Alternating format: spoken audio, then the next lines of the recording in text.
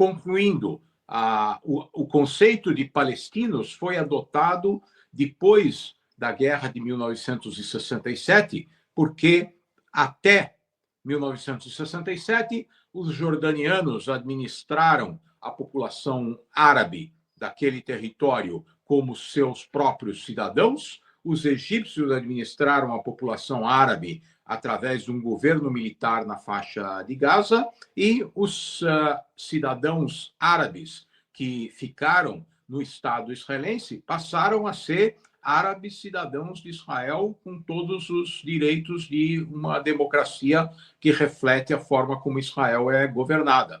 Então, o termo palestino tomou uma conotação política que, na prática, representa, muitas vezes, a ideia de negação da existência do Estado de Israel. Então, não é a proposta de criação de um Estado ao lado de Israel, mas sim a substituição de Israel por um Estado palestino que representa os anseios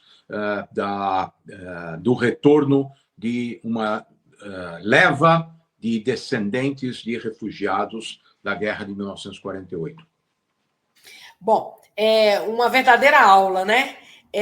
Então, já estamos chegando nas perguntas finais, que eu sei que o senhor tem que sair, e eu quero falar sobre Israel e os vizinhos árabes. Depois dos acordos, se for assinados os acordos de Abraão, como se vê o futuro das relações diplomáticas entre Israel e os países árabes? Ainda há chance de avanços ou retrocessos? Ou acha que esses acordos de Abraão poderá trazer um pouco de paz para a região? Ele pode durar? O que o senhor nos fala sobre isso?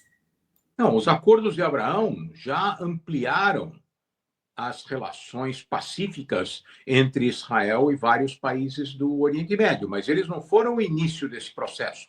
O início desse processo aconteceu em 1979, quando foi assinado um acordo de paz entre o Egito e Israel. O maior país árabe do mundo decidiu assinar um acordo de paz com Israel e abandonar o conflito armado com Israel, reconhecendo plenamente o Estado israelense.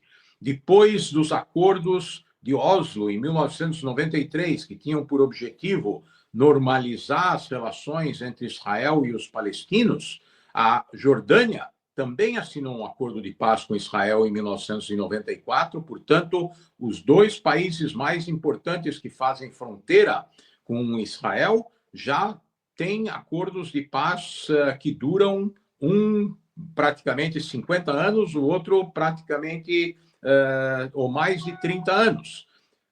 Quando foram assinados os acordos de Abraão, essa fórmula se ampliou. Agora nós temos Emirados Árabes, Bahrein, o Marrocos, o Sudão, que também reconhecem que Israel é um elemento importante na defesa dos interesses dos países tradicionais no Oriente Médio, porque o Irã é visto como a nova ameaça que, na verdade, ameaça a integridade não só de Israel, mas de todos esses países. O Líbano, provavelmente, se não tivesse sucumbido ao Hezbollah, teria assinado um acordo de paz com Israel já na década de 1980. Então, todos esses países reconhecem que há um interesse na integração de Israel nas suas relações. Agora nós vamos ver o que acontece com a Síria. O governo de Assad era um governo muito hostil a Israel, inclusive porque representava as perdas da Guerra dos 6 Dias e dos conflitos subsequentes, mas agora há um novo governo que é, obviamente, fundamentalista islâmico, mas que talvez reconheça que não tem condições de se opor a Israel, e isso talvez leve a algum avanço nas negociações com eles também. Por enquanto, a situação ainda é de amplo conflito. Israel avançou no território do Golã, está agora atuando na proteção da minoria drusa na Síria, mas há uma mudança e nós temos que acompanhar, estamos acompanhando para ver o que pode acontecer nessas relações também. Inclusive, doutor Samuel, hoje as notícias, pelo menos aqui na minha timeline do X, do X ou do antigo Twitter, que eu sigo muito, porque as notícias são muito rápidas para chegar, o comentário é que os Emirados Árabes estão em conversa secreta com Israel. Se é secreta, a gente nem deveria estar sabendo, né? Mas eu gosto de falar sobre isso. E sobre a Síria e Israel. E aí, eu queria também que o senhor falasse sobre a Arábia Saudita. A Arábia Saudita, ela tem possibilidades de fazer paz mesmo com Israel? E ainda me permite que a gente tenha alguns minutinhos e tem mais uma pergunta. Outro dia o jornalista Michel Gavendo, a gente fez uma live aqui e ele falou do avanço das bases militares do Egito, que estão avançando e ficando muito próximo de Israel, entrando numa zona que não era permitido que os egípcios entrassem. Será que isso... Quer dizer, são 3 perguntas, né? Isso pode ser... De repente, quem tem paz com Israel se tornar um grande perigo para Israel? Olha, o Egito não tem basicamente nenhum interesse em reativar o conflito com Israel. Eles dependem fundamentalmente da ajuda econômica dos Estados Unidos. Eles, durante várias décadas, se beneficiaram do fato de que não tiveram que investir em armamento pesado para eventualmente se posicionar contra Israel. Há efetivamente uma entrada de tropas egípcias na Península do Sinai. Isso foi autorizado por Israel no contexto da atuação de grupos terroristas na Península do Sinai e agora no contexto da guerra em Gaza e a preocupação dos egípcios com a entrada de terroristas a partir da faixa de Gaza no território do Sinai. Mas, por enquanto, não há nenhum tipo de preocupação estratégica nas relações com o Egito. Sobre a Síria, eu prefiro não comentar, porque, como você colocou muito bem, se são negociações secretas, então nós estaremos especulando sobre alguma coisa que nós não sabemos. Se há algum tipo de negociação nos bastidores, isso tem a ver com a consolidação desse novo governo sírio e principalmente com a preocupação em relação à atuação da Turquia, que é o principal apoiador desse governo fundamentalista islâmico. A Arábia Saudita é um capítulo à parte, é o país muçulmano mais importante, porque lá estão os locais sagrados de Meca e Medina, mas a Arábia Saudita tem 2 aspectos fundamentais que norteiam a sua relação com Israel, ou possível normalização das relações com Israel. Primeiro, já existem amplas relações informais. Os ataques do Irã e contra o Irã mostraram isso claramente. A Arábia Saudita participou na defesa do espaço aéreo israelense quando derrubou mísseis do Irã que iam em direção a Israel. Nada melhor do que isso para demonstrar o que está acontecendo na relação entre esses 2 países. O Irã é visto como um inimigo comum e, portanto, essa cooperação de segurança certamente vai se aprofundar. Os Estados Unidos colocam como condição para uma enorme compra de armamentos da Arábia Saudita, eventualmente fornecimento de tecnologia nuclear para a Arábia Saudita, que haja, se não uma normalização, pelo menos uma semi-normalização das relações com Israel. E, por último, o atual dirigente da Arábia Saudita, Mohammed bin Salman, é o filho do rei. E o rei ainda tem vínculos muito importantes com todo o setor religioso tradicional da Arábia Saudita. Portanto, talvez um dos empecilhos para a normalização das relações seja a existência de um rei de uma outra geração. O dia que o rei morrer e Mohammed bin Salman se tornar o novo rei, nós talvez tenhamos o caminho aberto efetivamente para uma normalização formal das relações. Estamos chegando ao final dessa super entrevista, desse super bate-papo com o doutor Samuel, e eu quero que você possa vir aqui embaixo na descrição desse vídeo, que tem aqui o site, todas as informações do Dr. Samuel. Faça o curso com ele. A própria Bíblia diz que a ignorância de um povo é que faz esse povo perecer. É muito importante que você tenha conhecimento, porque o conhecimento é que te traz tranquilidade. Hoje, eu tenho tranquilidade de conversar com qualquer antissemita, porque eu tenho argumentos verdadeiros, não é blá, blá, blá, ou alguma bandeirinha que eu peguei de Israel, eu falei, não, eu fui estudar, eu estudei e continuo estudando.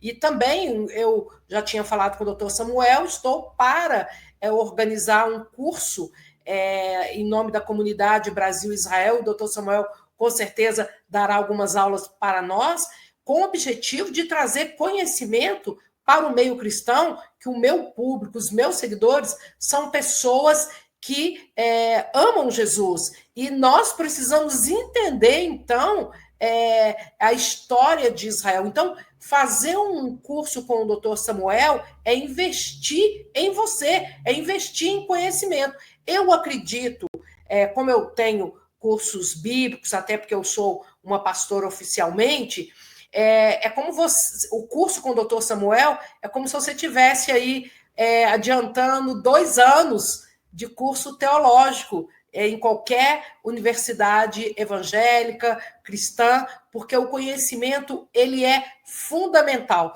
Inclusive, eu comecei um curso, Dr. Samuel, já há alguns anos, de uma faculdade de história, porque eu amo história, e tive que trancar porque meu tempo não permitia, exatamente por muitas viagens, muito compromisso mesmo. Mas quando chegava no Oriente Médio, eu tinha que ajudar os professores. Aqui no Brasil, eles muito rasos, e eu tinha que dar algumas dicas, e ele falava, mas isso e aí depois, no final, eles vinham me agradecer. Então, você precisa estudar. E eu indico o professor Dr. Samuel, porque é fundamental. E aí, partindo para a última pergunta, a não ser que o senhor queira, Dr. Samuel, falar qualquer outra coisa que eu não perguntei, esteja à vontade.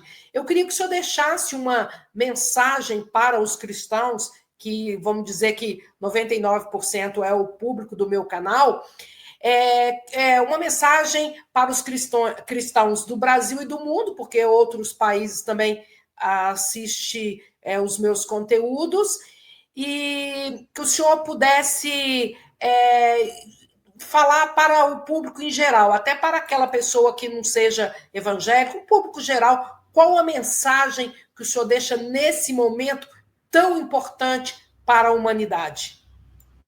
Eu queria primeiro agradecer a oportunidade, Jane. Realmente, como professor, para mim é sempre tão importante ter um canal para divulgar conhecimento e oferecer o conhecimento para aqueles que se interessam, e deixar absolutamente claro para todos que essa ideia da perseguição de minorias ou da imposição de determinados valores sobre minorias é um sinal que deve ser reconhecido por todos aqueles que temem o controle sobre de uma maioria sobre uma minoria. O que está acontecendo em Israel é uma guerra civilizatória. Israel está defendendo a cristandade, está defendendo os valores do Ocidente contra o radicalismo, contra a violência. E se Israel não for apoiada e os valores de Israel não forem apoiados, em algum momento nós vamos sofrer esse impacto aqui no Ocidente. Então, se informem sobre o que está acontecendo, se informem sobre quais são os valores que realmente são importantes, e vocês vão perceber que é isso que Israel vem defendendo não só ao longo do último ano e meio, mas ao longo de toda a sua história. Muito obrigada, doutor Samuel. E se o senhor puder, sempre que o senhor puder, eu gostaria de trazê-lo aqui para a gente, porque esse assunto sobre Israel, Oriente Médio, não tem fim. A gente pode ficar 10 horas conversando, que assunto tem. E o 10 horas, 10 horas é a duração do curso que eu estou oferecendo para vocês. Exatamente. Então, e o bom é que no curso você pode estudar, eu creio que por módulos, né? Você estuda um pouquinho num dia, um pouquinho no outro, e você aprende muito rápido. E o que nós precisamos é isso: investir em conhecimento, porque um povo que tem conhecimento, que tem educação, ele realmente é muito difícil de ser enganado. Eu lembro quando eu entrevistei um ministro da Educação de Israel, o ministro Majali, que é um druso, eu perguntei para ele de brincadeira no final, eu falei, olha, vou fazer o seguinte, vamos fazer uma troca, a gente importa para Israel o futebol e vocês a educação. Ele falou, não, eu não preciso exportar para a gente o futebol, eu prefiro ficar com a educação, eu quero investir na educação, porque um povo educado, a gente precisa, a gente sobrevive. Aí eu brinquei com ele e falei, realmente o senhor é muito preparado, porque, doutor Samuel, no início da entrevista eu falei assim, o senhor quer que eu passe as perguntas para o senhor do que eu vou te perguntar? Ele falou, não, Jane, eu sou como é que fala, um defensor de Israel, sou um bom soldado de Israel, atira que eu sei me defender. Falei, oh, que legal. Então, foi uma entrevista muito bacana. Então, muito obrigada, doutor Samuel.